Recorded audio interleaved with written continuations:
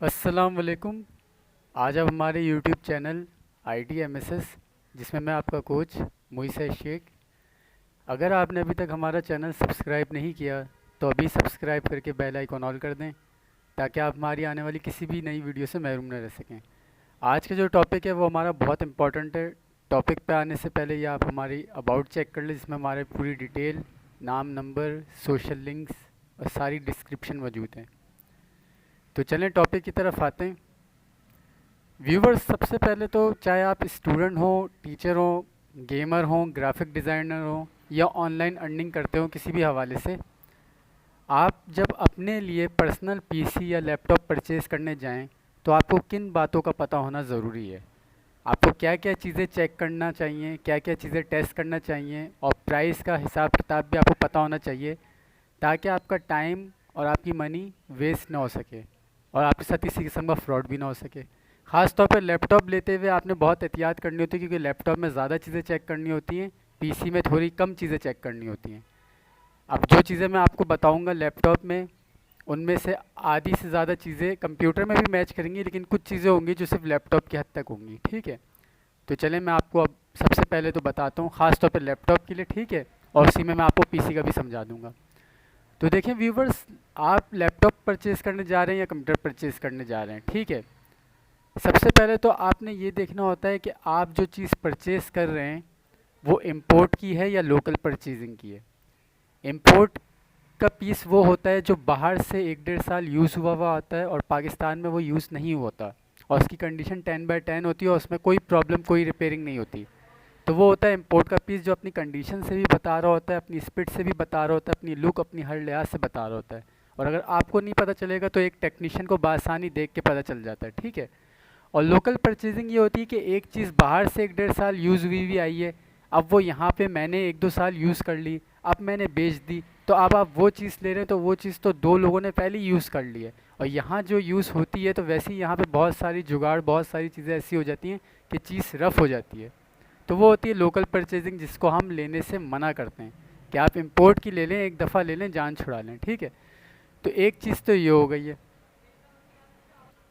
दूसरी चीज़, पाकिस्तान में कौन सा ब्रांड सबसे ज़्यादा चलता है, तो देखें व्यूवर्स, पाकिस्तान में डेल एचपी की बहुत अहमियत है। डेल एचपी पायदार भी है, रिपेयर भी हो जाता है, रीसेल भी है, और बहुत आराम से चलता है पाकिस्तान में। दूसरे नंबर पे लिनोवो है, और बाकी ब्रांड asus, तोशिबा, एसर वगैरह ये पाकिस्तान में ज़्यादा नहीं चलते, अच्छे हैं, लेकिन पाकिस्तान में डेल एचपी की ज़्यादा वैल्यू है। तो डेल एचपी ही को मैं प्रेफर करूँगा कि वो आप लें। दूसरे नंबर पे लिनोवो है। ठीक है, एक चीज़ ये हो गई। दूसरा, आप इंटेल का लैपटॉप पीसी लेना चाह रहे हैं या AMD का लेना चाह रहे हैं। अब ये इंटेल वर्सेस AMD क्या डिफरेंस है ये भी मैं आपको बता देता हूँ। ठीक है, तो ये डिफरेंस है इंटेल वर्सेस AMD। अब समझ लीजिए कि इंटेल और AMD क्या है, ये प्रोसेसर होते हैं, CPU, central processing unit processor होते हैं। ठीक है, अब इंटेल जो होता है वो विदाउट ग्राफिक प्रोसेसर होता है। इंटेल के पीसी में, लैपटॉप में बिल्ट इन ग्राफिक नहीं होती, ग्राफिक होती ही नहीं है, आपको ग्राफिक कार्ड ही लगाना पड़ता है। ठीक है, और इंटेल हर इन्वायरमेंट में चल जाता है, मतलब गर्म ममालिक में भी चल जाता है, ठंडे ममालिक में भी चल जाते हैं, इसको वेदर से कोई प्रॉब्लम नहीं होती। ठीक है, जबकि AMD जो होता है वो बिल्ट इन ग्राफिक होता है, इसमें आपको ग्राफिक कार्ड लगाने की ज़रूरत नहीं पड़ती। अगर आप राइजन सीरीज़ यूज़ कर रहे हैं या वैसे भी AMD A10 यूज़ कर रहे हैं तो आपको ग्राफिक कार्ड लगाना नहीं पड़ता। ठीक है, और ये गेमर्स के लिए और ग्राफिक्स के लिए काम करने वालों के लिए बेहतरीन होता है, लेकिन इसको ठंडा इन्वायरमेंट चाहिए होता है। अगर यूरोप साइड में तो बेहतरीन है, और अगर एशियन कंट्री में तो आप जिस रूम और ऑफिस में चला रहे हो तो कम से कम AC ज़रूर होना चाहिए। सही है, तो ये डिफरेंस है इंटेल वर्सेस AMD में। तो हमारे एशिया में और हमारे मुल्क में इंटेल, तो हमारे मुल्क में और एशियन कंट्री में इंटेल बेस्ट है, यूरोप साइड पे AMD बेस्ट है। और अगर आप AMD चलाना चाह रहे हैं तो कोई नहीं, चला लें, लेकिन फिर आप इन्वायरमेंट ठंडा रखें। ठीक है, ये तो एक चीज़ हो गई है। अब क्या क्या चीज़ें चेक करनी है ये इस पर आ जाएं। व्यूवर्स, आपके लैपटॉप में, आपके कंप्यूटर में अब तो खैर M2 SSD का दौर है, और हार्ड ड्राइव ओल्ड हो चुकी है, नहीं कोई यूज़ करता, और अगर करता भी तो as a secondary option data रखने के लिए करता है।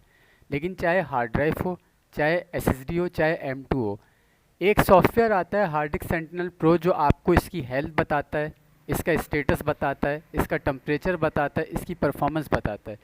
तो जब भी आप लैपटॉप पीसी लें, चाहे उसमें M2 हो, चाहे उसमें SSD हो, चाहे उसमें हार्ड ड्राइव हो, आप हार्ड डिस्क सेंट्रल प्रो का सॉफ्टवेयर इंस्टॉल करके हेल्थ चेक करें कि हेल्थ 100 है, ठीक है, स्टेटस परफेक्ट है, कोई बैड और वीक सेक्टर या प्रॉब्लम एक्यूरेट तो नहीं आ रहा लिखा हुआ, ठीक है, और परफॉर्मेंस और टेम्परेचर कैसा है, टेम्परेचर मतलब 40 तक हो, इससे ऊपर ना हो, ठीक है, और अगर 40 से कम है तो बिल्कुल ही अच्छी बात है, और परफॉर्मेंस 100 हो। होता क्या है कि हार्ड ड्राइव बहुत सेंसिटिव होती है, ये तो जर्क आने से, गिरने से ही ख़राब हो जाती है, और ये स्लो होती है, ठीक है, और इसमें जब हेल्थ गिरती है तो बैड और वीक सेक्टर आ जाते हैं, जबकि SSD M2 में हेल्थ गिरती नहीं है, और अगर गिरती भी है तो बैड और वीक सेक्टर नहीं आते, स्पीड में थोड़ा फ़र्क पड़ता है और प्रॉब्लम एक्यूरेट आ जाता है लिखा हुआ है स्टेटस पे। तो SSD M2 गिरने से भी ख़राब नहीं होती, ना इलेक्ट्रिशियन की फ्लक्चुएशन से भी नहीं ख़राब होती, जर्क वगैरह आने से भी नहीं ख़राब होती, और उसमें अगर हेल्थ कम होती भी है, अव्वल तो होती नहीं है, और अगर होती भी है तो बैड और वीक नहीं आता, स्पीड पे थोड़ा सा फ़र्क पड़ जाता है और प्रॉब्लम एक्यूरेट एरर्स आ जाते हैं। जबकि हार्ड ड्राइव सेंसिटिव भी है, गिरने से, इलेक्ट्रिशियन की फ्लक्चुएशन से ख़राब भी हो जाती है, और इसमें हेल्थ गिरती भी बड़े आराम से, और गिरते ही बैड और वीक आ जाता है, जिससे ये और गई गुजरी हो जाती है, ठीक है। तो आपने हार्ड ड्राइव SSD M2 इनकी हेल्थ वगैरह चेक करनी होती है जब आप लैपटॉप पीसी परचेज़ करें, ठीक है। तो ये हो गया, ये हार्ड डिस्क है, ये M2 है जो सबसे लेटेस्ट है, और ये SSD है, ठीक है। तो मैं इनकी बात करूँ कि ये लगी हुई हो तो आपने हार्ड डिस्क सेंट्रल प्रो के सॉफ्टवेयर से हेल्थ चेक करनी होती है, परफॉर्मेंस टेम्परेचर चेक करना होता है, ठीक है। ये हो गया। अब आ जाते हैं रैम पे। रैम जो आपके पीसी लैपटॉप का डिस्प्ले लाती है, जिसके बगैर आपके पीसी लैपटॉप का डिस्प्ले ही नहीं है, ये आ जाती है, ठीक है। अब अगर आप पीसी लैपटॉप ले रहे हैं, तो अगर आप अच्छा ले रहे हैं तो 8 GB रैम होनी चाहिए, और DDR4 होना चाहिए, और DDR4 6-7 जनरेशन से शुरू हो जाता है मदरबोर्ड, चाहे वो पीसी का हो लैपटॉप का हो, ठीक है।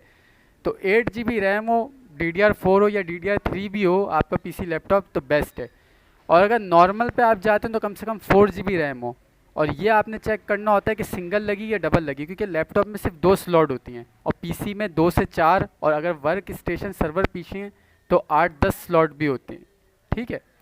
तो अगर जैसे 8 GB लगी हुई, तो आपको ये पता होना चाहिए कि आपके लैपटॉप में अगर 8 GB लगी है, पीसी में लगी हुई है, तो वो सिंगल है या डबल है। अगर डबल है तो इसका मतलब 4-4 GB की 2 लगी हुई हैं, और अगर सिंगल है तो 8 GB की एक लगी हुई है, ठीक है। तो ये आप देख लिया करें कि अगर लैपटॉप है 2 स्लॉट है तो 4-4 GB की 2 लगी हुई हों, और अगर पीसी है 4 स्लॉट है तब भी 4-4 GB की 2 लगी हो, और अगर 4 GB खाली लगी है तो 2-2 GB की 2 लगी हों। क्योंकि अगर आप सिंगल रैम लगाते हैं, बड़ी रैम सिंगल लगाते हैं, तो कल को अगर वो ख़राब होती है तो डायरेक्ट आपको बड़ा झटका लगता है। जबकि अगर आप हाफ हाफ में 2 रैम लगा लेते हैं, तो कल को अगर एक ख़राब होती है तो बैकअप पे आपके पास दूसरी रैम चल रही होती है। अलबत्ता ये बात भी है कि सिंगल रैम की स्पीड ज़्यादा होती है, कि मतलब 8 GB सिंगल की स्पीड ज़्यादा होगी, 4 GB सिंगल की स्पीड ज़्यादा होगी, बनस्बतन इसके कि 4-4 GB की 2 लगा के आप 8 GB करें, या 2-2 GB की 2 लगा के आप 4 GB करें।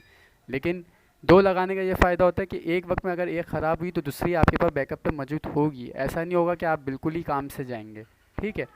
और बाकी मैम टेस्टर के नाम का एक सॉफ्टवेयर आता है जो रैम को टेस्ट कर लेता है, जिससे आपको पता चल जाता है कि रैम आपके सही है या नहीं है।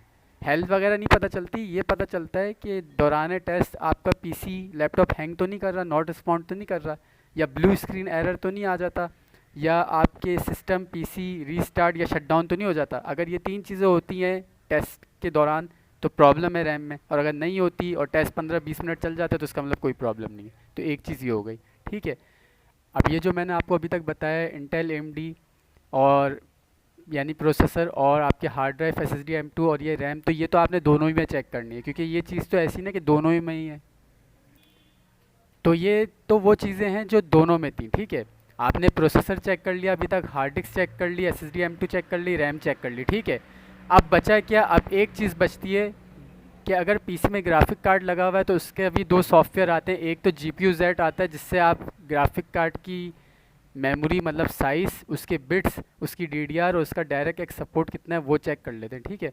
जबकि दूसरा सॉफ्टवेयर आता है फर्मार, जिससे आप उसकी परफॉर्मेंस चेक करते हैं टेस्ट के ज़रिए, उस पर लोड डाल के कि वो सही है, बर्दाश्त कर रहा है या नहीं कर रहा, हैंग तो नहीं कर रहा, रीस्टार्ट तो नहीं कर रहा, या ज़रूरत से ज़्यादा आग की तरह हिटअप तो नहीं हो रहा।